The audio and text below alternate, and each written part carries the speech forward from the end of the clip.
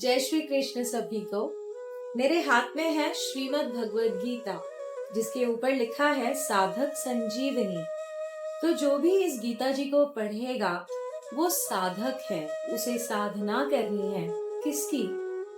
कृष्ण जी ने जो ज्ञान अर्जुन को दिया उस ज्ञान की साधना करनी है और फिर ये ज्ञान प्राप्त करके उस साधक को संजीवनी प्राप्त हो जाती है। ठीक वैसे ही जैसे मरणासन लक्ष्मण जी को जीवित करने के लिए श्री हनुमान जी संजीवनी लाए थे और उस संजीवनी से लक्ष्मण जी जीवित हो उठे थे। तो आज के समय में यदि हम देखें तो हमें लगता है कि सब जी रहे हैं, पर वास्तव में जीना क्या होता है, जीवन कैसे जिया जाता है, वो हमें श्रीमद् भगवद गीता जी पढ़ने के बाद, इसका ज्ञान ग्रहण करने के बाद, इसको जानने के बाद ही हमें वास्तव में समझ में आता है कि ये जीवन किस प्रकार से जीना है। हम कह सकते हैं कि श्रीमद् भगवद गीता हमारे लिए एक संजीवनी है और ये हमारा मैनुअल है, एक मैनुअल है कि हमें जीवन किस प्रकार जीना है। तो आइए इसके चित्र में देखते हैं।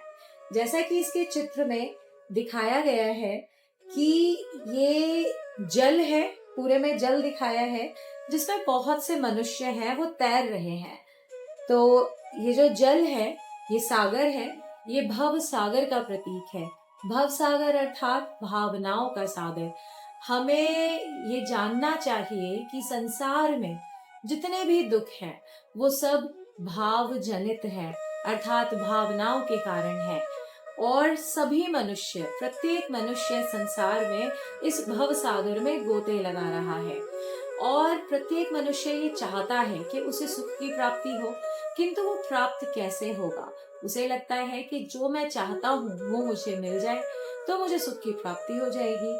क्योंकि ये जो किंतु जो ये भोग विलास की जो वस्तुएं होती हैं, जो हमारी अनेक अपेक्षाएं होती हैं इनके प्रति कि हमें ये मिल जाए वो मिल जाए, उनको मिलने से जो सुख प्राप्त होता है वो क्षणिक होता है और स्थायी सुख यदि चाहिए तो उसके लिए श्रीमद् भगवद गीता जी को पढ़ना होगा, उसके ज्ञान को ग्रहण करना होगा, जैसे कि इस चित्र में दिखाया गया है। ये भव सागर है, इसमें अनेक मनुष्य तैर रहे हैं। एक मनुष्य है जिसके हाथ में पोटली दिखाई है, तो इसका अर्थ है कि वो धन के पीछे भाग रहा है। इस संसार समुद्र में घूमे जा रहा है, तैरे जा रहा है और सिर्फ पैसों के पीछे भाग रहा है। एक यहाँ पे दिखाया है कि वो स्त्री के साथ है, स्त्री के पीछे भाग रहा है। दूसरे को दिखाया है उसने किसी दूसरे मनुष्य का हाथ पकड़ा हुआ है। संबंधी गण हो सकते हैं, तो कुछ संबंधों में सुख खोज रहे हैं, कोई स्त्री में सुख खोज रहा है और कोई धन के पीछे भाग रहा है, धन में सुख खोज रहा है।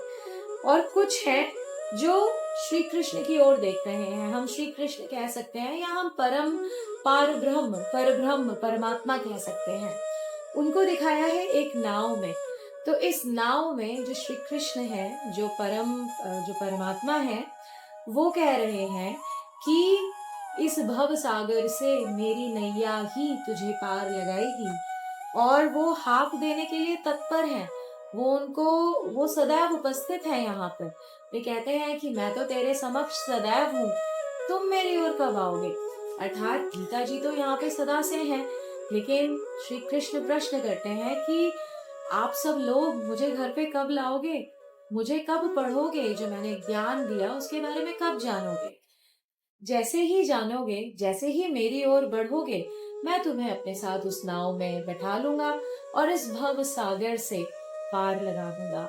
तो जो गीता प्रेस की श्रीमद् भगवद गीता जी का जो प्रथम पृष्ठ है, जो बाहर जो मेन पेज है, उसी पे ये चित्र बना है। कितना दुर्लभ,